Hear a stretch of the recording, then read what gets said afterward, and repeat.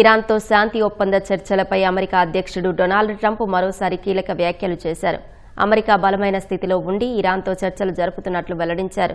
శ్వేత సౌధంలో రైతుల కోసం ఏర్పాటు చేసిన కార్యక్రమంలో మాట్లాడిన ట్రంప్ వాషింగ్టన్తో ఒప్పందం చేసుకునేందుకు టెహ్రాన్ ఆసక్తిగా ఉందన్నారు.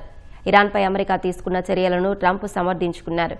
ఈ చర్యల కారణంగానే ప్రస్తుతం జరుగుతోన్న చర్చల్లో అమెరికా పట్టు మరింత బలపడిందని పేర్కొన్నారు. ఇరాన్ను తాము తీవ్రంగా దెబ్బకొట్టామని చెప్పారు. ఇప్పుడు పూర్తి ఆధిపత్యంతో అత్యంత బలమైన స్థితి నుంచి చర్చలు జరుపుతున్నట్లు స్పష్టం చేశారు. ఇరాన్ అణు కార్యక్రమంపై ఉన్న ఆందోళనల దృష్ట్యా ఆ దేశంపై చర్యలు తీసుకోవాల్సి వచ్చిందని చెప్పారు.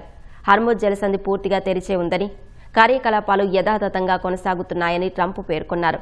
నిన్న ఒక్కరోజే ఆ జలసంధి గుండా రికార్డు స్థాయిలో 19 మిలియన్ బ్యారెళ్ల చమురు రవాణా జరిగిందని, ఇది దాని చరిత్రలోనే అత్యధికమని ట్రంప్ వెల్లడించారు.